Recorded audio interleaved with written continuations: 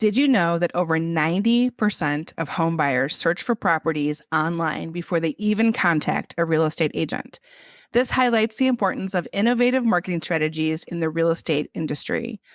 Welcome to another inspiring episode of the Spark Ignite Your Marketing podcast. Today, we're joined by Tyler Ross, an accomplished entrepreneur with a diverse background in real estate and martial arts.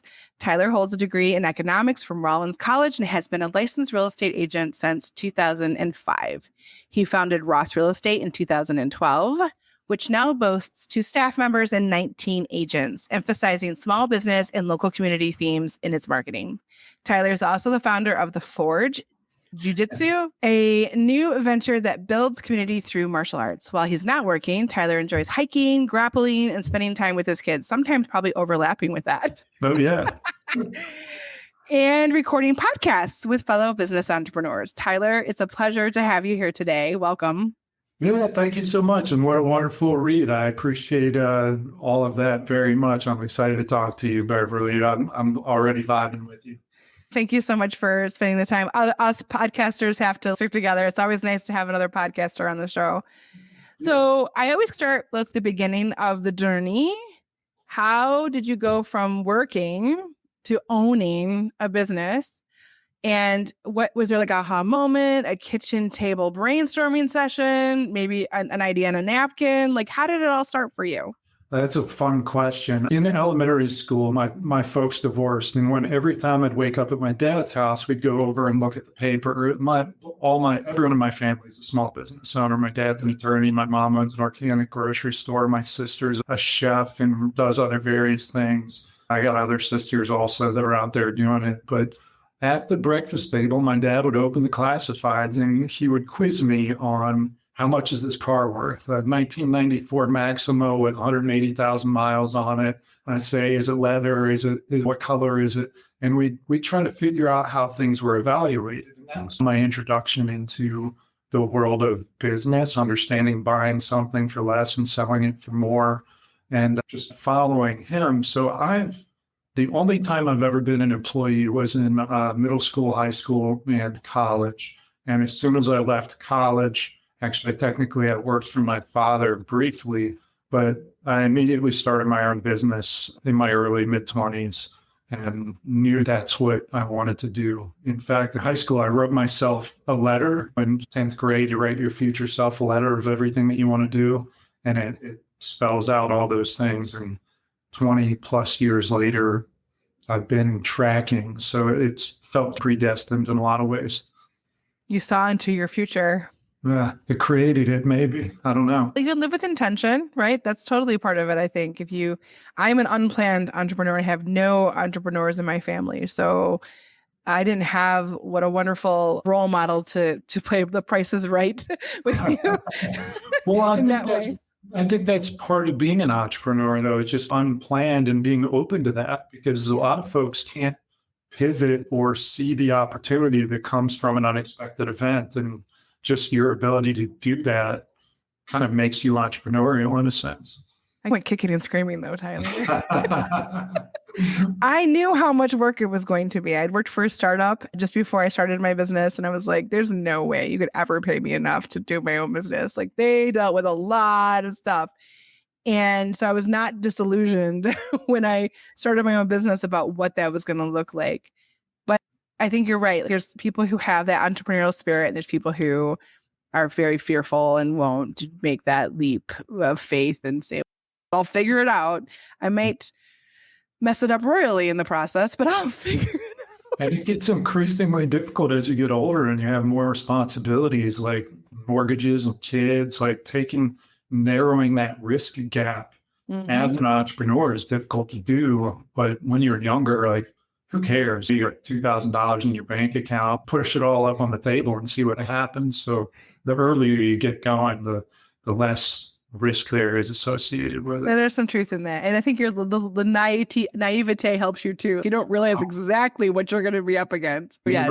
A little dumb, a little too much into the but you can just go and plow forward, and you get those hard school knocks by getting pushed into the pool. And I don't think there's a better way to learn than screwing up over and over. And that's something I like about jiu-jitsu is the best way to learn is to get just smashed by somebody bigger and better or smaller and better than you. My son does taekwondo. So like when somebody who's smaller gets him, he really gets in his goat. But he has grit. So he has no problem getting back on that mat and showing who's who. So there's something about that. You can't teach that. I feel like that is innate inside of you.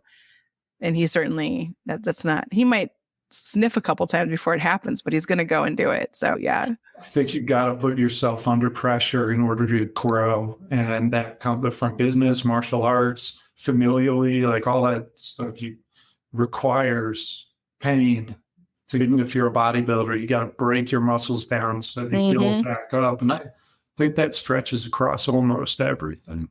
What does it take to make a diamond, right? The amount of pressure that it takes to make a diamond. So yes, you're right. Like I think to get to the really good stuff, you have to take some pressure and a few kicks and things like that to get there. It's a lot of wisdom in all of that you learn about the world and yourself as well. So was there like an unexpected plot twist on your journey that kind of happened that wasn't on the list that you made in 10th grade? I'm not so sure that anything was so dramatic that it pops up in my mind. Of course, nothing ever goes the way you lay it out perfectly, but none of the bumps were so big I couldn't manage it. You just do what you got to do to try to achieve that next step, whether it's living in the unfinished portion of your friend's basement so that you can spend all your money investing it into yourself, or having a surprise kid and managing family and business at the same time. So I think I can't think of anything highly unique, but I can sympathize with a lot of people that have hit these obstacles, checkpoints to go, oh, wow, I didn't see that coming. So time to go around or go through. But nothing in particular pops out in my mind as like a plot twist necessarily. Tell me a little bit about your business and who your customers are and what problems you solve for them. So the main business is a real estate brokerage, and we focus very highly on our local network. We are our local area, our Piedmont region. We, as agents, are licensed in the state, but I think frustrates the hell out of me that agents do that. Yeah, I live 3 hours away, but it's the same state. I can still do that work. But the problem we solve is really the transaction, which typically tends to be the largest financial transaction anybody in their life makes, which is the purchase or sale of a house, and project managing that entire experience. And as much of a business transaction as it is, it's really a personal transaction with a lot of emotions involved. So the problems we solve are making a good investment, making sure that you're selling your investment in a wise way, protecting everyone legally from all the traps within a contract, and making sure that people feel good through the process, because you hate to be excited about buying a house and then have a horrible experience doing it. It's trying to serve people at the highest level and in a competent, professional way. I am knee deep in this process right now. Are you? You buying a house or selling a house? I just sold a house and I closed on it July 3rd. And I just bought a house, but I sold a house in Pennsylvania and bought a house in North Carolina. So I'm also like across the East Coast. Yeah. But yes, they actually, it's Army move. My husband's military, so it's an Army move. And the part that really gets my goat is we don't want to move. That's not something that you typically, some people like to move in the Army. They want that experience, but we're pretty happy where we are. But we are losing our interest rate from 3 years ago. And that is the part that I'm really upset about, that the Army part of the veteran deal should be able to keep at a rate that you've earned as opposed to this new interest rate. But it is very stressful to move your whole life and to pack up everything and put everything. So the Army does pack for us for the most part. I would say 90% of what we move, they pack.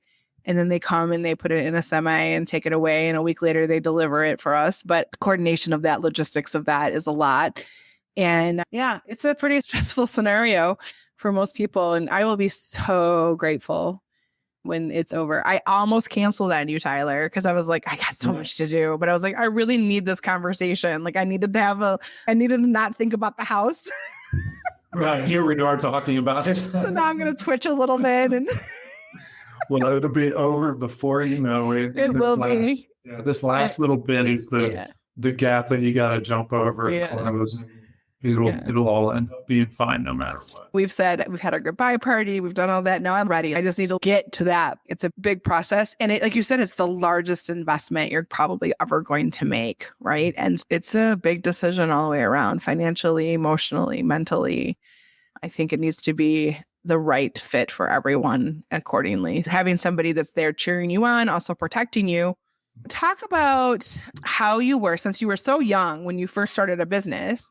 I'm curious to hear how your decision-making, business strategy, thought process has evolved the most from the beginning to now. Like how has, because even when we were talking before the podcast went to live, I talked about how like where I'm in my business, I'm not working in the business as I'm working on the business in a different way. So how have things changed for your business over the last several years? It's a fun question, Beverly. I initially started like focusing on the brokerage business anyway. I initially started thinking it would just be me as a sole proprietor doing 100% of everything, maybe one staff person to support me and what I'm doing.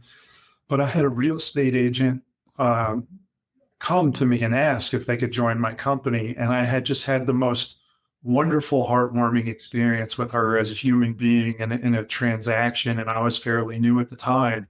And I just adore and love her to death. And I was like, this is not part of my plan, but let's go. Let's do it. And that was like 6 or 7 years ago. And we went from me to me plus 19 agents and 2 staff people. So that was unexpected. But just being open to it has really flourished, and it's been a beautiful thing. And my approach has changed in that it's not just me I'm managing. I've got a stable of unicorns, of just a group of people that are awesome at what they do. So I don't have to really manage them that much.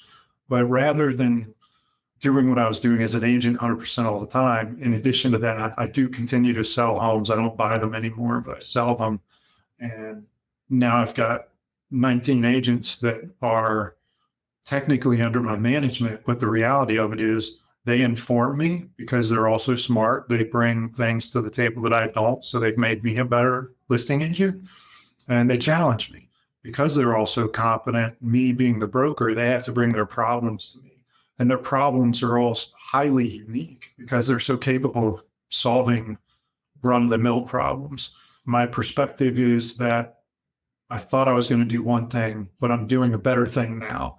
And that it's made me better professionally, as a real estate agent, better as somebody that runs a business, and honestly, better as a human being interacting on a human level with people. I love the idea that you have a stable of unicorns.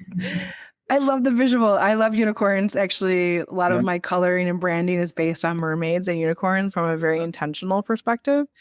And the idea of a unicorn, there's a unicorn business, obviously, that makes very big money very quickly. But the idea that you have some kind of magic and something special, a little extra special. There's 600 realtors that do business in our little 4-county footprint.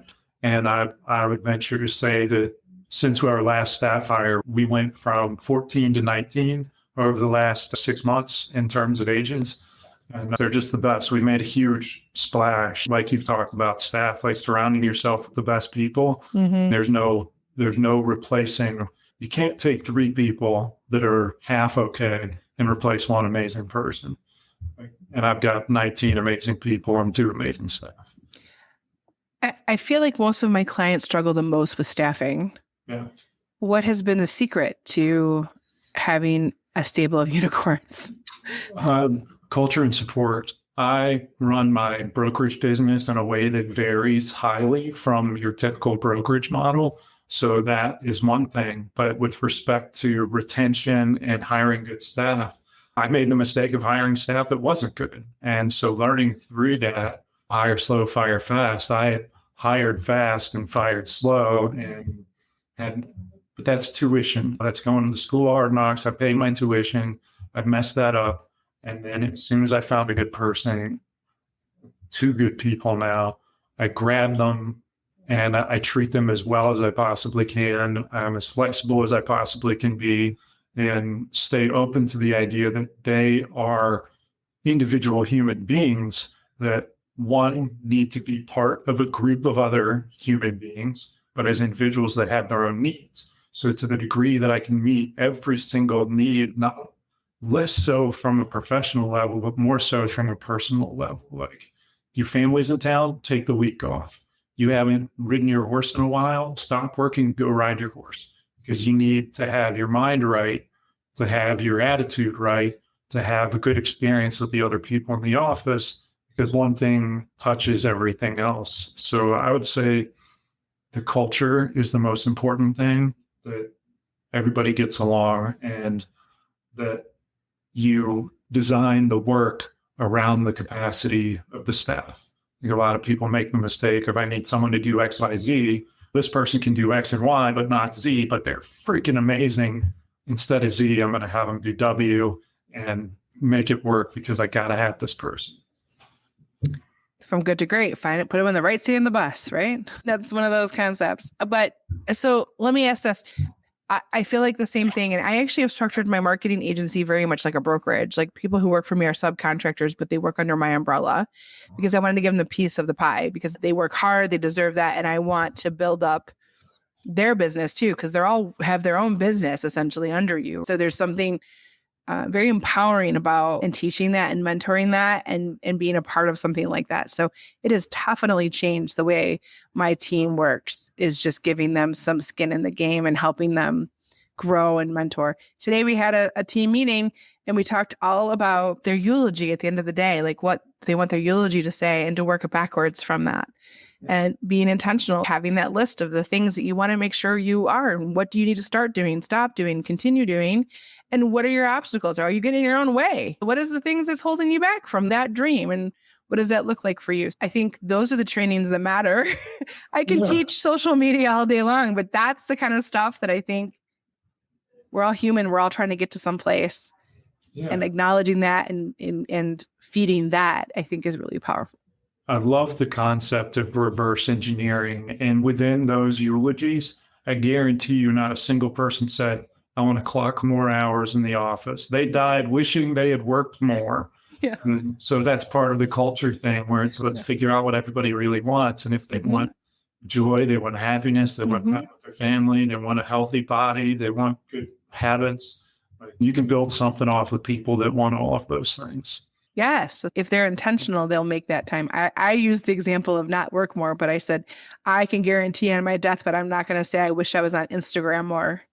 Yeah. I can promise you the doom scrolling is not going to benefit the eulogy. So while social media is essential for our business, it doesn't mean you have to do it all the time. Yeah. You can make those choices of where you spend your time and where you spend your energy, and be, like you said, intentional and reverse engineer. And even, what do you need to do differently to be that person? There might be something that you need to do differently to become the person you want to become. And that might be a health choice, or that might be an educational element, or that might be a romantic element. Who knows what that looks like for that person, but to support them in that journey. And every quarterly review for us, yes, we talk about rocks and goals and things like that were important, but we also talk about their personal plan and how has the role fit into their personal plan. Like you said, they're people and humans first. Mm-hmm. And we don't live to work, we work so we can live and do the other things, and acknowledging that and really supporting them in that is remarkable for most people. Couldn't agree more. Helping people establish some level of self-awareness to the degree that they can make a good choice over a bad choice. Every single one of us wants ice cream every time we walk by it. And in that moment, we want to grab it. But if you're self-aware enough to acknowledge, sugar late in the day, I'm not going to sleep, it's not good for me, the dairy makes my tummy hurt and gives me sinus infection. And so cultivating self-awareness within your team so that they know what they actually want puts you in a position to provide as many opportunities for them to get it. When you've got everyone pulling on that same rope, it's not like we're all trying to do the same thing practically, but we're all trying to do the same thing in the sense of living a fulfilling life.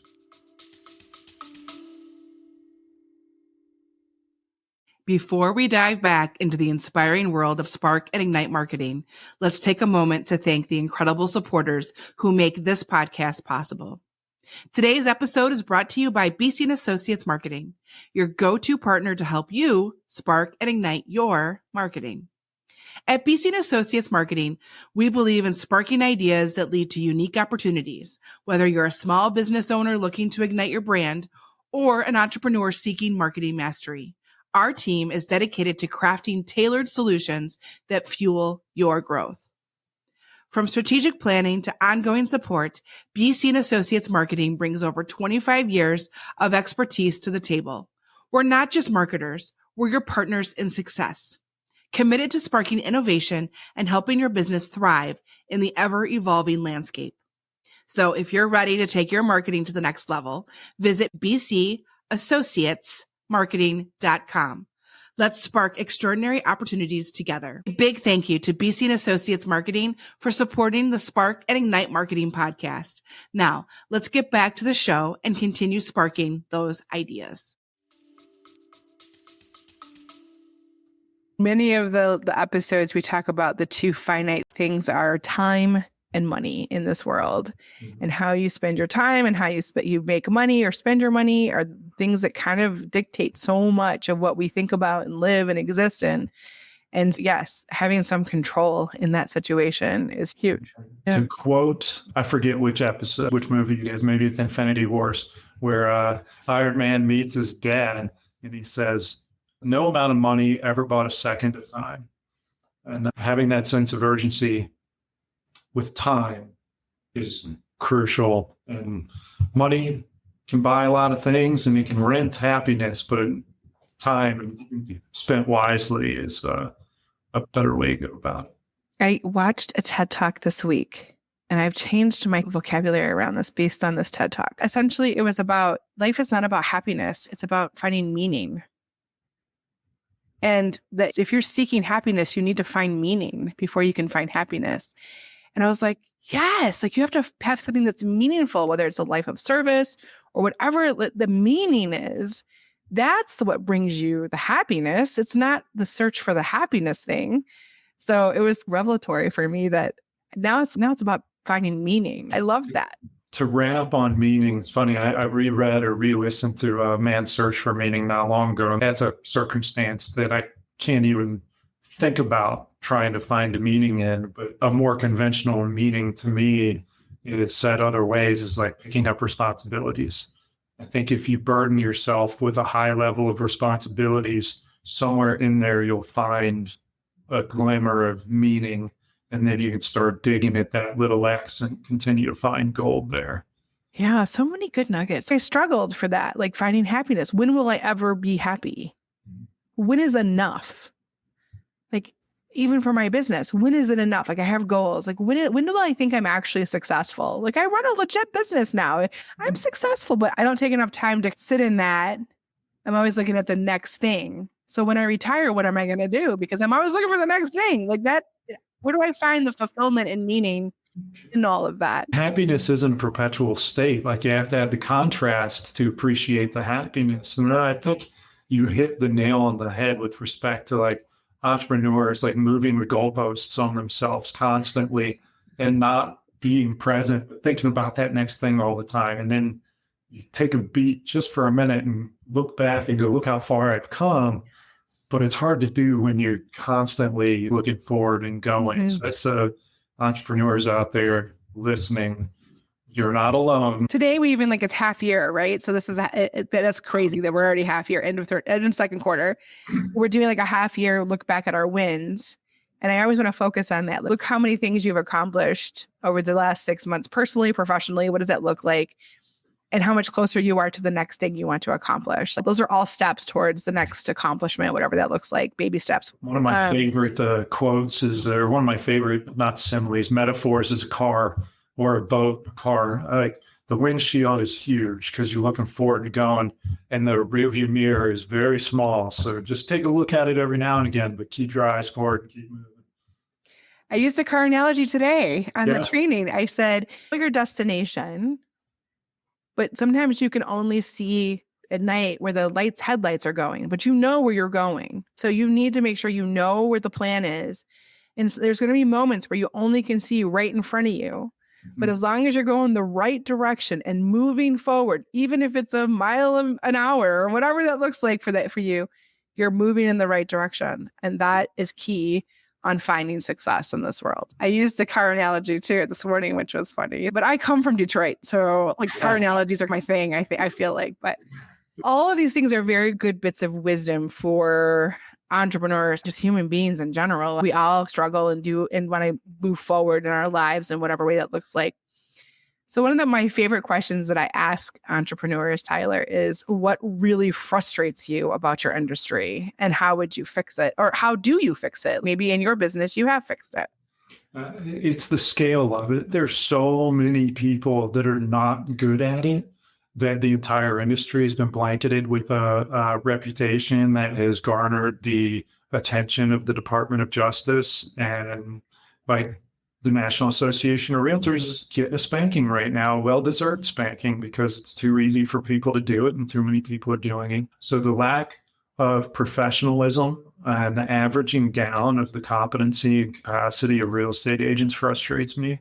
And the perception that's created in the public is the stay-at-home parent can do 1 or 2 deals a year and pay for their boat, and they just do can I curse? They just did a horrible job, and that's what frustrates me about my industry. And I love marketing, Beverly. I know you love marketing. I love marketing. It's one of my favorite things to do within my business. Mm-hmm. But there's 600 real estate agents in my footprint doing business and 150 listings. Make that make sense. So there's 450 people marketing their tails off, trying to get business because there's 600 people marketing. So you almost have to be better at the dog and pony show, at the marketing, at the lead generation, at the brand awareness than you actually have to be at your jobs. Mm-hmm. The best real estate agent on the planet is probably unknown because they're too busy doing their work to market and put their face on billboards and grocery carts and magazines and wrapped cars. That's what frustrates me. Talked about the Department of Justice. Are you referring to how they're trying to change the commission structure? Is that what you're referring to? I don't know what they're ultimately attempting to do, but yes. Okay.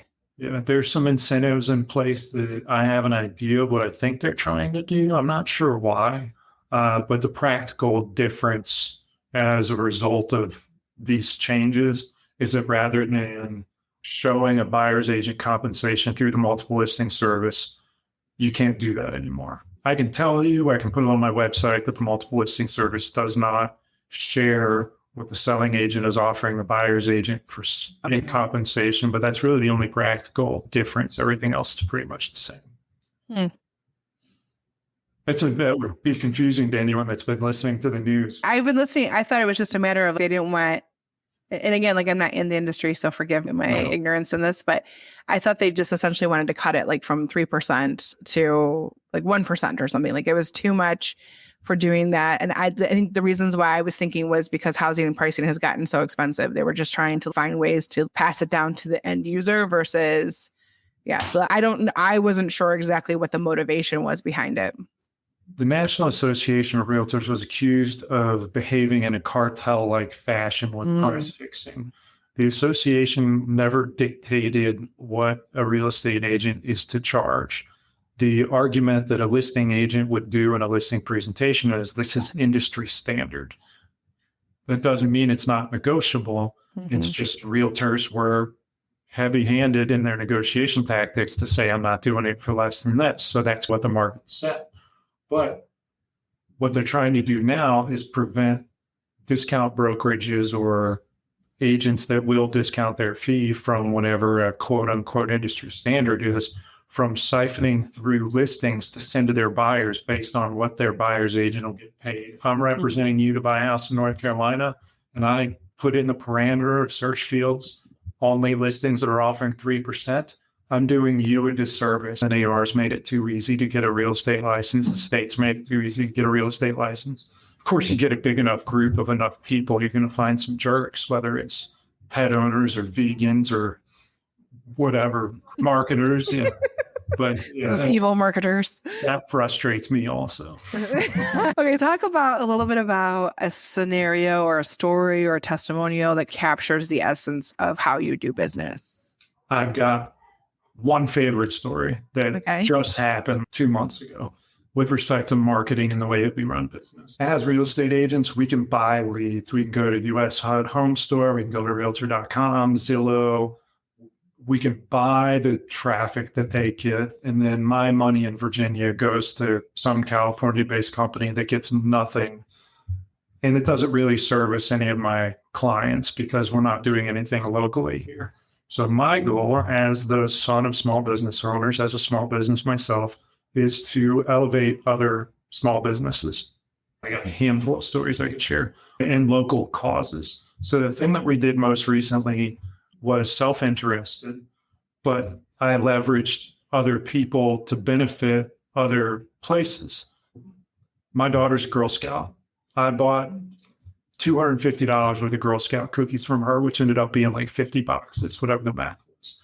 And I did a $40 Facebook ad. So I sent $40 to California.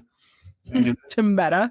yeah, exactly. You're welcome, shareholders. I did a video that said, featured our local SPCA, the Where Sheltered Pets Go. And I said, watch this video, buy something from an Amazon wish list to benefit the SPCA, and you could win these 50 Girl Scout cookies. So I donated effectively $250 to a local Girl Scout troop. We raised $2,000 worth of goods for the local SPCA, and we got 10,000 views on the video in our local market. I love it. So we collaborated with the SPCA and our business to make it work. Another thing we did was we went around and bought $100 gift certificates from local businesses. And we did a $1,000 giveaway. We did 10 $100 gift certificates. Nice. Share this post, tag the business. We do the drawing. So we get to the initial video and then the winner video. Both of those got thousands and thousands of views. And it beats the crap out of sending $1,000 to Meta. In fact, some of the businesses even donated the $100 gift certificate because of the free advertising they were getting as a result of including them in the giveaway. We did 10 giveaway videos. So that kind of business where you can support your own business and the people that work within it. You can support another local business or multiple businesses, and you are only advertising to the sphere within which you want to work, which is your local, in my case, my local community. So the things that can hold up everybody at the same time and stick it to the man in the same breath, I adore those approaches. Well, I think finding synergy with partners that make sense is one of the most powerful ways you can partner and connect in your community. Mm-hmm. And I agree with you. One of the reasons why I started my business was when we help a small business, the ripple effects of that in the community and how we're supporting families and supporting causes that matter. And that's the meaning behind helping a business grow, is for exactly that. It's doing things that support the causes, support the businesses. And the icing on the cake is, by the way, it's my business that's helping do this. That is like awesome choices of that. But I wonder, like, for me, is there a story of a homeowner or a customer that has had an amazing experience with you? And what does that look like for them? Like, how is working with Tyler and your group of real estate agents, since they're a stable of unicorns, I want to know what the unicorn experience is like. Oh, gosh. Well, where's the magic, Tyler? Tell me the magic. we have one agent in here who's one of the top in the country with making donations to Homes for Heroes, which is a service provided to veterans. Mm-hmm. And so I'm super proud of her. And then personally, my experiences with me that I would refer to are all technical, like managing some unusually boundary line adjustment as they're under a burden of potential foreclosure and navigating personalities. And I hate that person and that person hates the other person, but I'm in the middle so I can keep everybody calm to get to where they need to go. But as far as some moment that I feel like moved everything, there hasn't been one, which is maybe one of the parts of my life that I'd like to round out a little bit more, which is why I do the podcast to fill that cup. Because at the end of the day, the trail that I leave behind me is a positive experience that a couple of years from now, if I don't stay in touch with them, that client is probably going to forget my name. And otherwise, it's just a bunch of PDFs on a computer. And that in and of itself is not super fulfilling. But when there's a genuine problem to solve and genuinely moving someone from fear into not fear, but anything better than fear, from fear to confidence, from anxiety to relief, like those little victories stack up and start to make you feel pretty good. Kind of the reasons why we do all the things we do. The stack of PDFs, because you're just trying to get through all the documents and read it and all the legalese. And it isn't just that. It isn't just a transaction and making it more than that. Yeah. The fear, the anxiety to like the calm, the woosah moments. I'm like, okay, it's all taken care of. Tyler's got this. That is a good place to be for sure. So you have 19 people working for you now. You have a podcast. You're working on a book too, right? I think I read something about that. I've written 2 kids' books that I self-published, Donkey and the Farm Team and Donkey and the Farm Team Obstacle Course. I'm gonna do a third one that's around jiu-jitsu. First one was baseball, second obstacle course, third one will be martial. Nice. I love it. So you've done all these things. What's the vision? What's on the 10th grade piece of paper that's next? What's the vision for the business, and how do you plan to continue to evolve and adapt? I should go grab it. There's so many things to do in this world, and I want to get a piece of so much of it. We can't do everything, but we can do anything. And real estate I enjoy because you can speculatively build houses, you can do land development, you can do conservation easements. I've done nutrient banking where you plant trees and reduce the runoff into the Chesapeake Bay watershed, and then those are saleable, transferable credits and things like that. But writing the book, I'd love for the podcast I'm restarting it in the coming weeks, which by the time this is out, will have gone already. But that's the one I think I'm most excited about because I feel like that's one of those things where I'm sure you feel it, Beverly, where you go, this changed everything for me. This one piece of advice that you extracted from the person you're interviewing, or that one little nugget that you shared, completely flipped my perspective and enhanced and allowed me on my own to enhance my life to some degree that otherwise wouldn't have happened. So real estate, I can impact my local market. I can impact a couple of people a year and make that transaction as positive as possible. But the podcast I'm excited about really diving into because I can scale potentially on a really high level the things that I think are important. Podcast is interviewing entrepreneurs about being a dad, being a mom, being a parent who runs a company and balancing that life. And it's forced me to do that self-assessment of going, I'm not balancing my life very well. I need to spend more time with my kids, selfishly for me and for them. And if I can reach one person who decides that as a result of something that's said, spends more time with their kids, and that kid's life changes for the better because they're loved that much more, or feel it that much more, that will be one of the things I think about on my deathbed, not one of the houses that was sold or land that was developed, or like the book, reading another book. The gal that illustrated my book she chose to give up twins for adoption when she was like 16 or 17 or something. And they're out in California now. She's in Virginia. And the book is about a donkey who is not very good at baseball. He's terrible at baseball. And everybody teases him about it. And then he finds this mentor that encourages him, shows him that if he practices and he works hard, and that he can overcome all of these things and get better and be good at it even. And she sent this book to her kids who were playing t-ball at 9 years old now and they wanted to quit. And the book arrived the day they told their parents, their adopted parents, they wanted to quit. And they read the book and they couldn't wait to go to practice the next day. Whoa. That made me cry the day that she told me this. So those are the things that I'm interested in pursuing. A lot of meaning in those things, Tyler. Yeah. So I'm taking care of me. I'm taking care of my kids and wife, and I'm taking care of other people around me. But if I can scale those little messages that other people have shared with me in one form or another, then I would like to play that role. That's what I'm chasing. Sharing some of that, I feel like, is much more vulnerable and harder than a real estate transaction. Like, I feel it's much more complex, much richer, way better, way scarier, way all the ways. I am adopted. My mother's adopted, and I have adopted. No. Adoption's huge in my family. And I recently did an interview on a podcast where I talked all about my adoption story. And there's a lot of weirdness about there's a lot of like coincidences. It's pretty epic, Tyler, the story. It was the first time I've actually said it out loud in such a way, like really say it. And I shared it this morning with my friend group and also on LinkedIn and said, this is a pretty vulnerable moment to share. But I feel like there's so many things to learn in this story for myself. When I talk about it and share it, like the insights I give myself, my mother was taken by the government. I was chosen by my stepfather, and my son was given to me.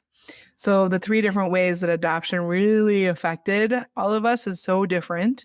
And there's so much more meaning, but also like vulnerability and a little bit of, it's just harder. I don't know. It's like scarier to put myself out there that way. Marketing, I got that down. That's fine. I'm good at that. I got a system. I got a process. I have a good mindset, all the things. But when you start talking about things that really matter and have that meaning, now it becomes a little bit scarier, but the rewards are so much greater.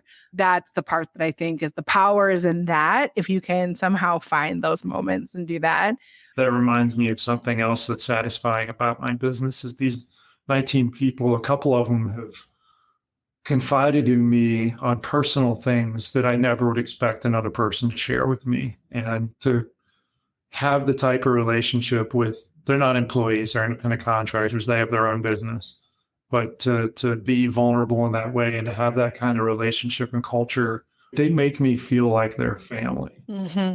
And like that I'll think about on my death. I won't think about the house that we sold together or the files we went through, but the moment shared. Yeah. Yes, the vulnerable. The exposure, and they teach me so much doing that. You've talked about the marketing that you did with kind of the community building and how that just helps. It's a win-win all the way around. But talk about one of the marketing mistakes you made and what have you learned from it? Yeah, the mistake is it's hard. I don't couch it as mistakes. It's easy to. Yeah. I got to look at it as tuition and just learning lessons that cost money. I tried to open a second location when it was just me to create the perception that there was a bigger office than it actually was. And that was money poorly spent and hiring incorrect people. And I haven't really had any marketing fall too flat on its face other than being self-oriented, maybe. Rather than promoting the service or promoting the brand or promoting the other people, I was self-promoting. And I had done some acting in college, and that's what we had to do, self-promotion. Here are pictures of me. Here's all this information about me. I can do that. I'm the best person all the time for everything. And I took that approach out of the chute, real estate-wise. I even wish I had renamed my company instead of Ross Real Estate. I would have made it something different. But at the time, I was able to lean into the good reputation that my dad had, that when he moved here in 1981 and I was born in 83, and he had helped tons of people sell houses as a real estate attorney. So it's foolish not for me to leverage my name at the time, but now maybe I'd approach it differently. But mercifully, the marketing gods haven't been horrible to me. So I feel like the same thing. When I first started as a freelancer, it was Beverly Cornell Consulting. Yeah. And after I started having a team, I was like, this is so horrible. Like, I hate this name because it wasn't about what I was doing. It was about what we were doing and also the value we were creating. And that didn't speak to that at all. Like, I was like, that's crazy. So I had a similar thing. I changed it to BC because it's still in my initials and I'm still part of it. But and associates marketing, but the ampersand actually has a lot of really cool meaning. Yeah. It's synergistic. There's a lot, there's an action. I actually really like where it went, the evolution it came to But it was like, I would sign my name Beverly at Beverly Cornell Consulting. And I was like, this is obnoxious. Like, I can't even stand it. It's my name. So became very clear to me that wasn't where we wanted to go or be or anything like that. And while I am the face of the business, it doesn't mean that I am the business by any stretch of the imagination. Quite the opposite. But I agree with you. There is something when you choose a name, you're kind of stuck with it for a while. And what do you do with that? Choose wisely. Yeah. You look at Hewlett Packard, Long and Foster, there's no shortage of names that were named after the founders, and they got big enough that you forget. So I have this section of the podcast where I call the lightning round. Where I ask you a few questions and you just like gut answer. I'm probably not going to do a lot of chit chat back and forth with you, but if something really piques my interest, I might ask more for more details. Okay. I feel like with real estate, you have to be fairly well connected, right, in your community. So how have you created and then also maintained lasting connections? Maintaining a positive relationship with people around you. I would say it's generally through kindness. You go through the practicality of things where it's already touching your sphere 7 times in 3 different ways, this many times a year, and you're sending your drip emails and all these things I'm not particularly good at, but I have staff that helps me with that. But maintaining the network and the sphere and the people is generally through showing your face, being kind to people, and staying out of the controversial things, which I would love to jump in and get political and be loud and try to shape the community in a positive way, in a way that I think is right. Same with presidents. One of my favorite things is I bet 9 out of 10 people that know who I am have no idea who I'm going to vote for. And I love that. But also I want to be outspoken about it. So I've chosen my path right now. And it's to maintain neutrality because my service is not in that way now. My service is being a good real estate agent, good community member, and holding people up. That was my lightning answer, wasn't it? If your business had a voice, what word or emotion would resonate from its core or with its core? I would say it is a kind, relaxing voice with a sense of humor. Trying to think of a person that has that. You take like a Morgan Freeman type. He can be silly and fun. He knows how to get down to business. He's the voice of God, Tyler. He's the voice of God. That's my business. It's the voice of God. God's voice. Question. So dive into the library of business wisdom. Like you've got years, right? And you've been raised by entrepreneurs. You have all kinds of experience from that as well. Which book, podcast, or entrepreneur has left that indelible mark? Like you hear their words, they whisper in your ear on your journey. Napoleon Hill, Thinking with a Positive Mental Attitude. That book was great. Jesse Itzler had a huge impact on me with respect to my relationship with time and how I view that. Specifically, how has it changed your workflow or how you do business? Jiu-jitsu, getting beat up on a regular basis checks my ego, reminds me that I'm not all that in a bag of chips, and that I need to humble myself and approach things with humility. And knowing that if I'm the other side of a negotiation with a real estate agent who's giving me a hard time, I can act calm, cool, and collected because I know I can kill them. There's the power in that. With great power comes great responsibility, Tyler. Absolutely. That's the truth. And try to embrace it. Yeah, that's what I told my son all the time because he's a strong kid, big kid. And I'm like, with power comes a great responsibility. He loves Spider-Man. So that really resonates with him. And he's, yeah, Mom, I know. It's the control that makes you more powerful. That's great. Yeah, but you don't know your own strength can be a bad thing and a good thing. How do you keep your entrepreneurial spirit alive? Because being an entrepreneur can be really lonely and isolating, like owning your own business. And sometimes like even our spouses don't understand what we do exactly. So how do you feed that and keep that fresh? Talking to people, I think other entrepreneurs, because you and I immediately connect on that level and can relate so much, having that group of people. There's not one person that checks every single box for your personal needs. So finding that network of close people that you can be vulnerable with and share your problems with in a professional context or around professional topics. That's how. It feeds my fire too. I love that. So being an entrepreneur is often my day I can have a plan, right, about how my day is going to go, but then the world has other plans. Life has other plans.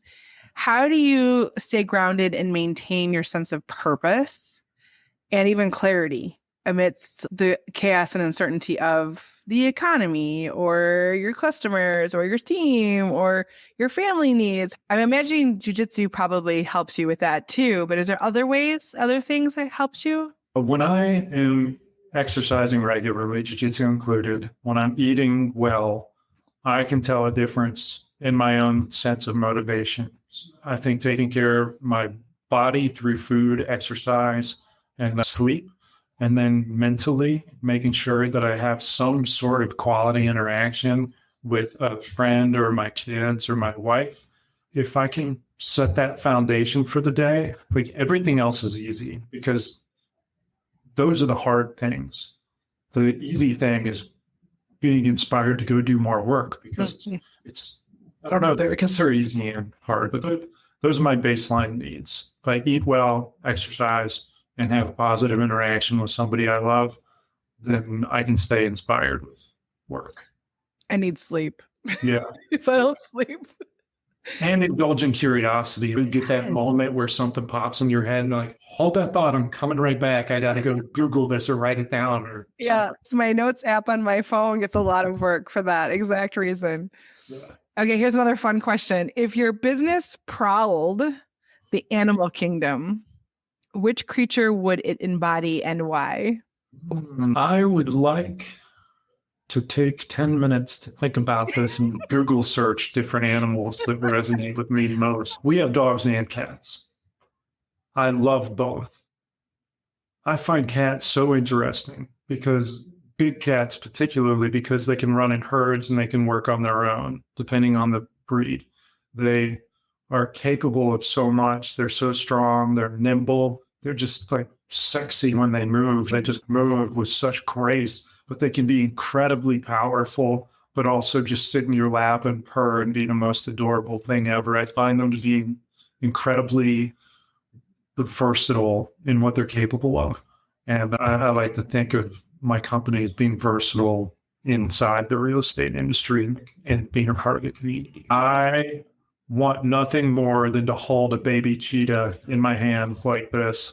But I think a leopard is probably one of my favorite animals. So in Richmond, in Virginia, there is a zoo that breeds cheetahs and they have a cheetah experience. I'm going right now. I have to leave. Bye. Okay, see you later. Bye. They're just the cutest freaking thing. They're my 18-year-old's favorite animals. So I know a lot about cheetahs. We could talk cheetah for a while. Yes, the things you learn as a parent because your child has an interest. I might go this weekend. Like, seriously, that's your bucket list. Check a box for me. Thank you for that resource. Yes. It's all been worth it. The Richmond Zoo. That's the nugget. Wow. That's the best thing I've taken from this. Thank you. So one of the coolest stories that they have is there is a cheetah there that was born without a mom and siblings, saved somehow on its own, and they don't really function well on their own. They need a herd. They're not as singular as maybe some other cats might be. But they paired it with a puppy from the SPCA or whatever, and they've grown up together. And I swear the cheetah thinks it's a dog and the dog thinks it's cheetah. And I have an enclosure together, and the dog will sit in the tree and the cat will sit in the doghouse.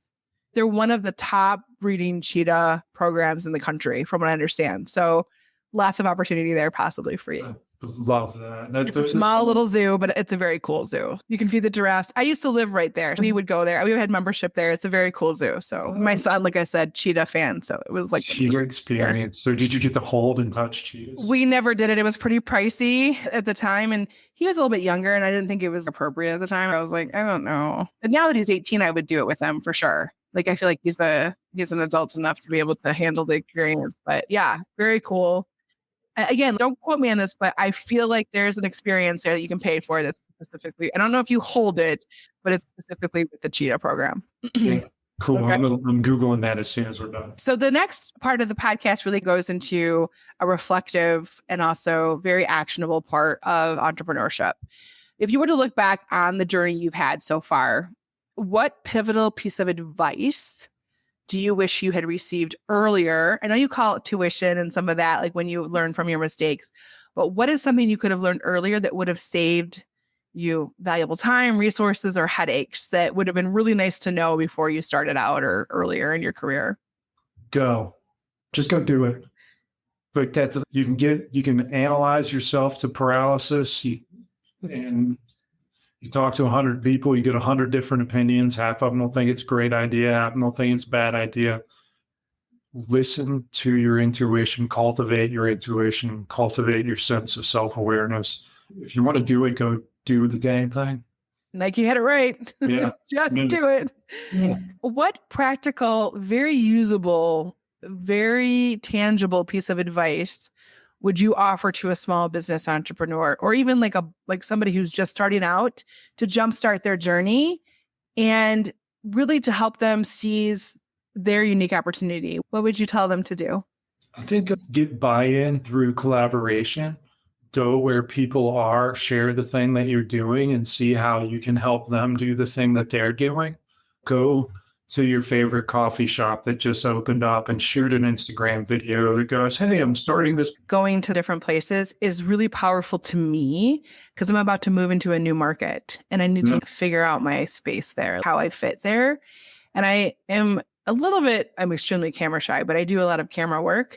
And I'm a little bit of an introvert, especially I'm an only child and I like my own company. I'm really okay with being by myself, but that would get me out of the house and make me do some things that might be a little bit out of my comfort zone, which is great. I love that the go concept of just go and do it, but also fun, like just meeting people, being out there doing that, kind of fun. I like the idea. It resonates with me. So maybe there's my golden nugget, Tyler. That's mine. It's back to the pressure thing. You talk about pressure making diamonds. Pressure is just another word for being uncomfortable. Like, yeah, it's supposed to be uncomfortable. That's where the growth comes from. I'm not afraid to be uncomfortable. That's not like something that I'm afraid of, but you do need to prep yourself for it. Be prepared in some way for it. Brace yourself. Brace yourself. There you go. That's the best way to say it. Brace yourself to be uncomfortable. And that's normal. And it's going to feel better after you do it. My husband has a tattoo that says endure. I need to brace yourself. Brace yourself. As we end the episode, this is always so fun for me, but also sad when we leave the conversations. I really have enjoyed spending time with you today, Tyler. I want to thank you for taking the time and sharing some of this knowledge and expertise in real estate and also community building with us. Where can people find you and find out about your projects and the books you've written and the podcast you have going to be relaunching? So we're rebuilding the podcast website. It's tylerjamesross.com. Instagram is the catch-all for everything. Tyler James Ross, VA, like Virginia. Tyler James Ross, VA. That's my Instagram. So I pay a lot of money in marketing. So if you Google me, you should be able to find me. Oh, the marketing. Yeah. Learning to Dad with Tyler Ross is the full name of the podcast. So your insights have certainly illuminated my path. I hope also our listeners' paths, offering invaluable tips and strategies to enhance their business and their digital marketing efforts. And to our listeners, I really hope you found this episode as fun as I did. Remember to implement any of these tips, insights into your small business, and don't hesitate to reach out to myself or to Tyler with any further questions that you have, or if you need assistance with real estate or marketing. Stay tuned for more inspiring conversations, actionable tips to ignite your marketing journey on future episodes of the Spark and Ignite Your Marketing podcast. And until next time, keep sparking and keep igniting. Wrapping up another episode of Spark and Ignite Marketing. For your weekly dose of inspiration, join our community on LinkedIn, Facebook, Instagram, or TikTok for behind the scenes and exclusive content. Until next time, keep the spark alive and stay inspired.